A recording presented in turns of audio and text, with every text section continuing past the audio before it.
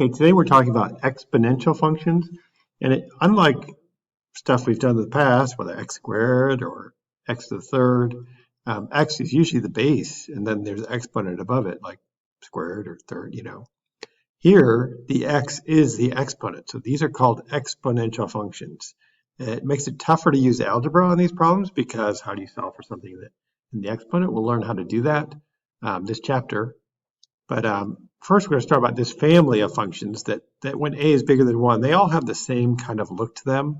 I'm going to do the parent graph, which is, I would call 2 to the x, although you'll see 3 to the x and 4 to the x are very similar as well. So let's just plug in a few points for x and y and figure out what the graph looks like here. So I'm just going to start with like 0, 1, and 2 and see what happens when you plug those in. So this would be 2 to the 0 power, which is, hopefully you know, is 1.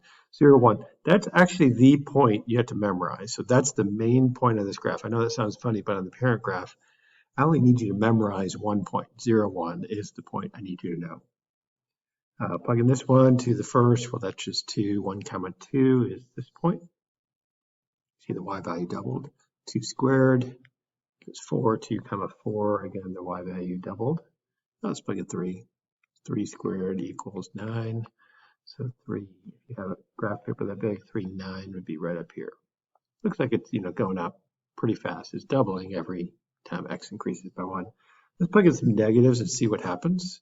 So we get 2 to the negative 1 when we plug that in for x, which is actually the reciprocal that's 1 over 2, or 1/2. So negative 1 comma 1/2 is right about there-ish. Negative 2 would be 2 to the negative 2, which is 1 over 2 squared, which is 1/4. So it's even smaller there, right about, I don't know, there. Negative 3, you can see it's getting smaller and smaller here, but it's never actually going to touch 0. It's going to be 1 over some big number, 1 over 2 to the third, in this case, 1/8. So it's getting smaller and smaller and smaller. It's getting closer and closer to 0, but never quite touching. So it's approaching. This is not going straight up. It's going up and to the right forever. So it's not actually going straight up. Make sure that goes a little bit to the right there. And then there's going to be a thing called an asymptote here at, it's a horizontal asymptote, which the graph is approaching. You see only on the left, it's approaching the asymptote. The equation for the asymptote is y equals 0. You always have to label the asymptote with its equation. Horizontal line, so it's y equals, and the value there is 0. And so that's what you need to know. So if I asked you, hey, graph this, this is what I would expect. I don't expect you to graph every point perfect. This is what I would expect. Start with the asymptote. Y equals 0, asymptote. Plot that point 0, 1. Behavior to the left approaches the asymptote, hits that point, boogies on up really fast. That's the graph of 2 to the x. That's what I expect for a sketch. I don't expect every point perfect. I expect a sketch where, yeah, it's pretty good. What's the domain and range of this graph? So if you look at domain, you can plug in any x value. It goes left and right forever. So the domain is all reals, or negative infinity to infinity. And the range, though, is limited. It doesn't seem to go down here at all. It doesn't have any graph below the x-axis. So y seems to be actually always above, so greater than 0. It's not even actually equal to 0. That seems to be the asymptote. So y is greater than 0. It just helps you to understand, like we're talking more and more about domain and range, x's and y's, all the possible x's, x could be anything, and all the possible y's there. There's a second parent. So this parent function is when a is very small. So when a is like a fraction, like 1/2 or 1/4 or 2/3 or 5/8, anything between 0 and 1 for that value of a. We'll do the main one, which would be 1/2. So we're going to plug in some points here. And again, this is one I want you to memorize. And so let's just plug in some points to see what happens. 0, 1, 2, 3, negative 1, negative 2, negative 3. Okay, so if we plug in 1/2, so that's 1/2 to the power of 0. Well, anything to the 0 power is 1, unless it's 0. Okay, so 0, 1 is the main point in this graph as well. That's the point you need to memorize. It's the same point, by the way, but the behavior will be different on this one, I think. So let's see, 1/2 to the power of 1 is, well, 1/2. Ooh, so 1 comma 1/2 looks like it's getting smaller as x increases. So 1/2 to the second would be 1/2 times 1/2, which is 1/4. Fourth. So it's getting smaller there. This would be 1/2 to the third power, which is 1/8, which is even getting smaller. It's getting super small there. Okay, so let's plug in a negative. So 1/2 to the -1, that's a reciprocal, so it's going to be 2 over 1 or 2. So -1 comma 2. That's interesting. Okay, so 1/2 to the second -2, that'd be the reciprocal, so it'd be 2 to the squared, which is 4. Probably see what's happening. It seems almost like a reflection of the other graph over the y-axis. In fact, that is what it is. And so this graph, again, is going, so instead of growing, this graph is called exponential decay. So when the graph, let me erase that part of it. It shouldn't go up there. Oops.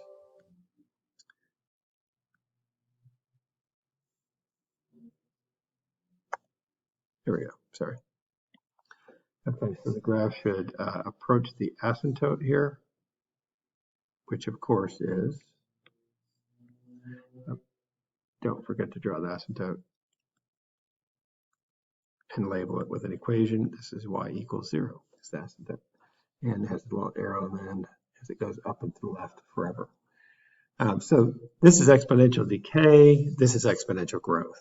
So growth is, as x increases, it's growing, the y value is increasing. This one, as x increases, the y value is decreasing, so it's decaying there. Domain and range, well, we have the asymptote. Again, domain is all reals, and range is y greater than 0. So actually, the domain and range are the same.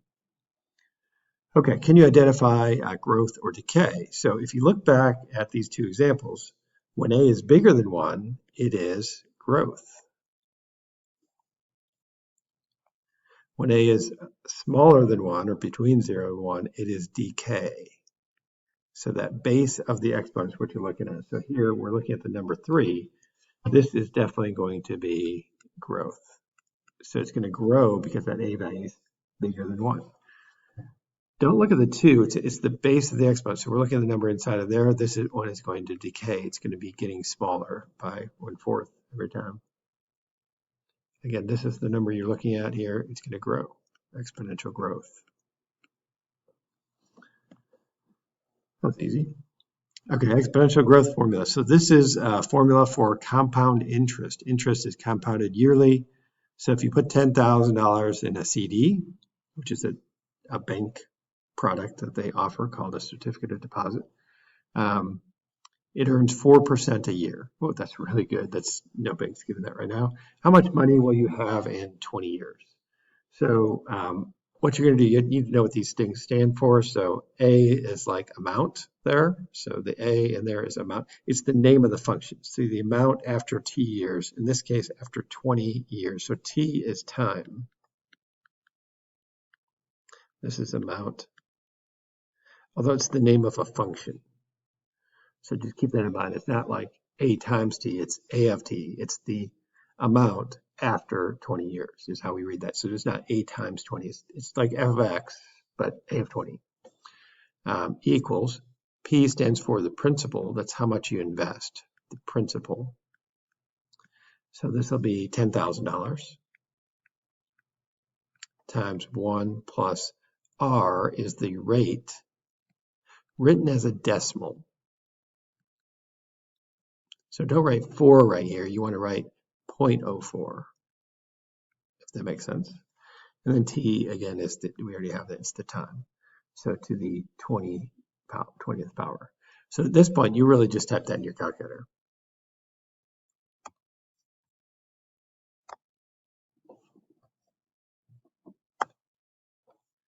Okay, so 10 times 1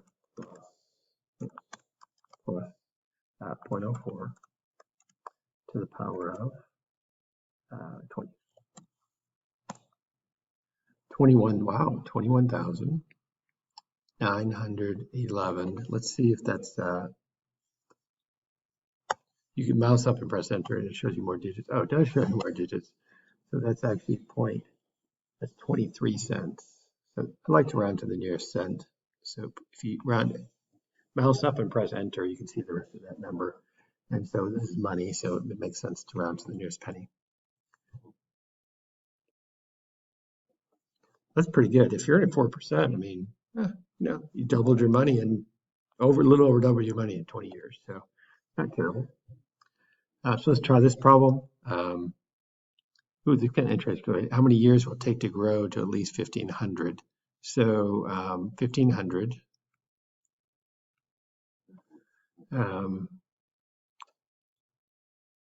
I want the value to be at least that. So I think I'm going to say it this way.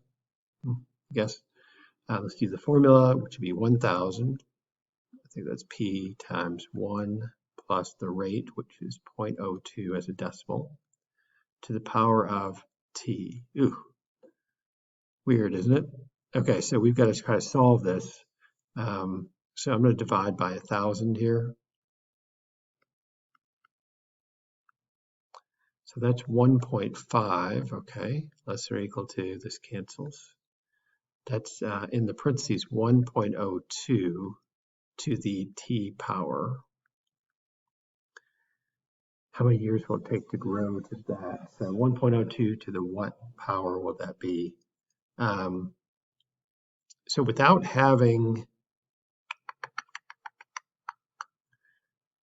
knowing how to do logarithms, have we learned logarithms? I don't think we have.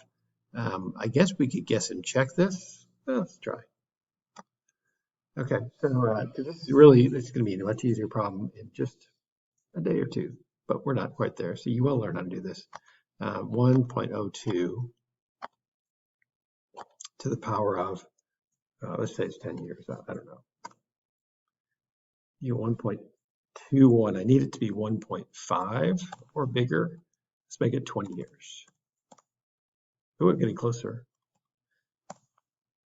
I'm going to try 25 rather than 30.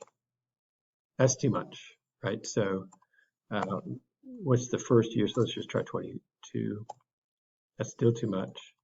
Maybe, we'll see. 21. To the power of 21. Oh, so 20 is not 1.02 to the 20th power is not enough. So it's a little over 20 years, between 20 and 21 years. So if I'm rounding it, I might just say 21. You need at least around 21 years approximately. We'll learn how to 21 years to solve this more exactly in just a few days. We're not there yet, but that's one way you can. That's a pretty tough little problem there, but that's one way to solve it. Okay, so let's look at transformation just for a minute. So maybe this will help us. So if you see here, this is our parent graph, right? This is y equals 2 to the x. I told you it goes through 0.01 as an asymptote. You can almost see it there at y equals 0, and it's growing, right? Watch the difference. When I click this, it's going to change the a value to 3. And I told you that when a is bigger than 1, the graph has a similar look. Well, watch what 3 looks like. Did you catch the difference? There's 2 to the x. There's 3 to the x.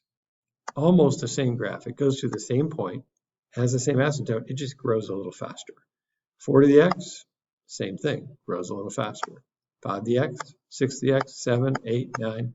So it's growing a little faster each time, but the graph is the same. And since we're just sketching this, have you noticed we're just sketching? It's not really a graph with a lot of points. 2 to the x looks a lot like 3 to the x, which looks a lot like 4 to the x. As far as our sketching is concerned, they're basically identical as far as our sketch is concerned. So let's do this. So let's go, so 3 to the x of the parent graph has the asymptote at y equals 0. I'm just doing the parent graph first, and then we'll transform this. And this is going to be as a point here at 0, 1. And the parent graph has this, so I'm talking about 3 to the x here. It looks kind of like this, roughly. That's the parent graph. Now let's talk about transformations. So first, just remember how to do transformations from previous problems. So like this is, you don't have to write this down, but this is like Remember parabolas look like this. So like the h moves it right and left, opposite the way you think. The k moves it up and down. If a is negative, it reflects over the x-axis. If a is bigger than 1, it's a stretch, right? So very similar to that. This is the formula for exponentials. It just has a little different look to it. So y equals, usually we call the base a, so I'm going to call this coefficient b. So b times the base of a to the power of x minus h plus k. So that's the formula for exponentials for transformations. So the k value, as you might think, it's outside the kind of the base and exponent there. It's moving it up and down. The h is moving right and left, the opposite of the way you think. Kind of like that h moved it right and left, the opposite of the way you think. The b value does the same thing that that coefficient did there. If it's bigger than 1, it stretches. If it's negative, it reflects it over the x-axis. Right. So let's just talk about what would this one do here. So this one has a +2 outside. That looks a lot like a k value there. So it's going to move it up too. So I would move the asymptote up first too. So it was at y equals 0. Now the asymptote is at y equals 2. The point was at 0, 1. Now the point is at 0, 3. So I like to write the ordered pair where that point moves to. And on the left, the graph is approaching the asymptote and it hits that point and moves up really quickly. It's growing quite fast. Okay, let's try the next one. Again, start with your parent graph. So I'm just going to do 4 to the x. Again, 4 to the x looks a lot like 2 to the x. Just goes a touch faster. So y equals 0.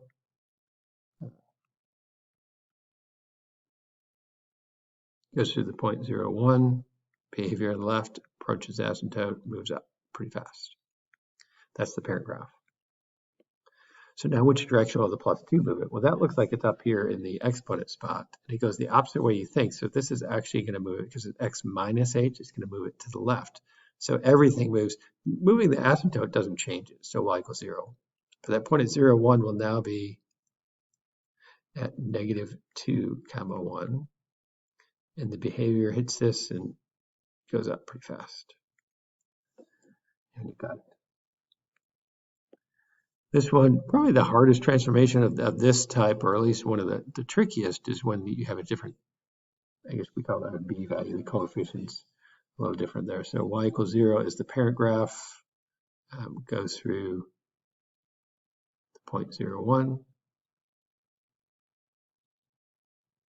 And the behavior graph on the left approaches that, so it hits the point and moves up pretty quick. In fact, even quicker than 2 to the x does. It's 4 to the x.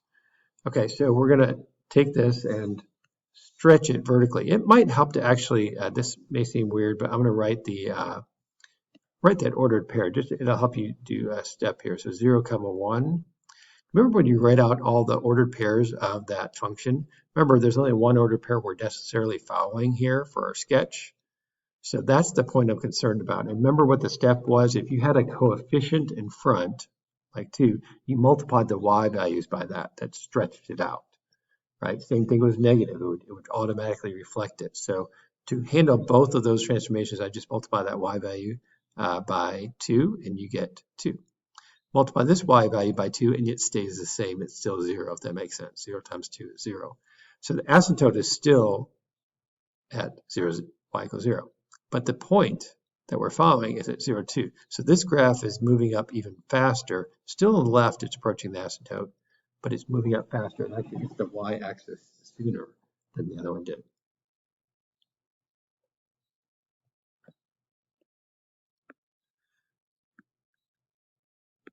So this is y equals 0.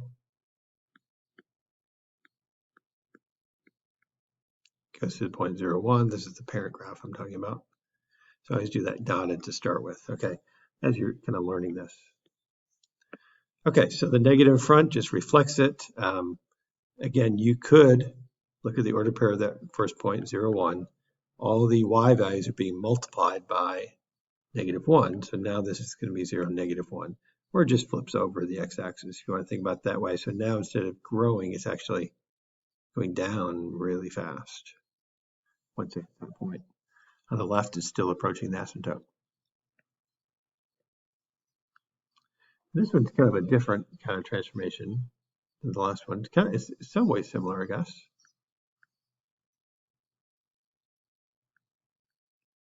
So it goes through 0, 1,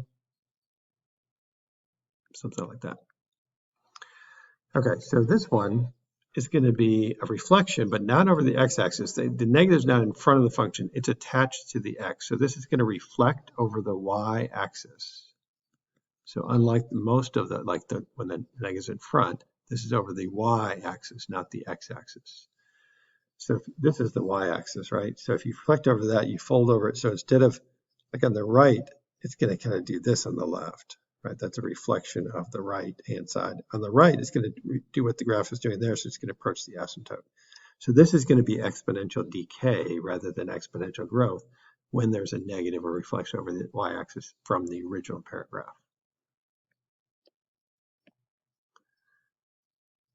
So this is y equals 0. Wow, this is doing both transformations, so this will take a second to do. So let's do one of them first. We just did reflection over the y, so let's do that. So let's do that one first, I guess. So that graph would look like this. We just did it. I did it dotted because that's not the final graph. So then the final graph, we're going to take that and reflect it over the x-axis. So that graph reflects here, so it's going to do this kind of weird looking graph. So that's the graph, the final graph. It's just a double reflection, reflect over the x and reflect over the y. So we've got this is kind of a longer lesson here. So we've got when it's 1/2. I think we already did this, didn't we?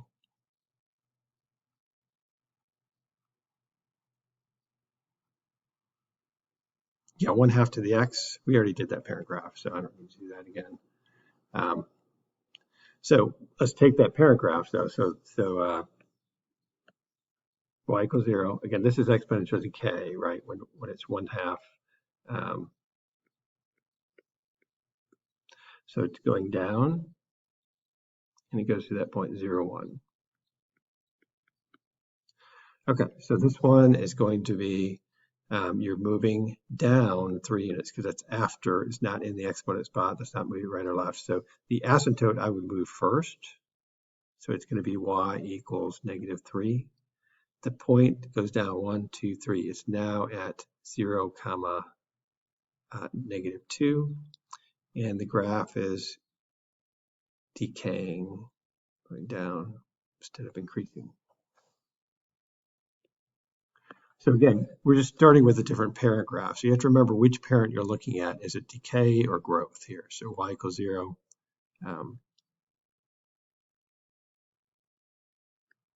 So it goes to that point, it decays, it goes down, something like that roughly. So this graph is going to move to the right 2 units, opposite what you think, x minus h, so h is 2. So that's going to move to the point 2, comma 1, and it is decaying on the right. It's approaching the asymptote.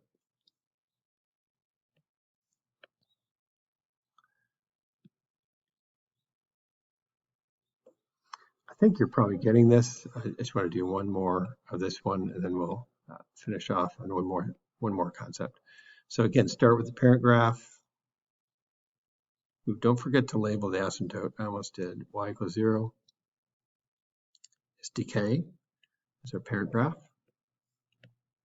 So the 3, we're multiplying the y value. So it was at 0, 1. Now it's going to be at 0, 3 because the y value is multiplied and it's still decaying and it still approaches the asymptote at y equals 0. So it didn't move up, it just stretched. So it's falling faster, I guess.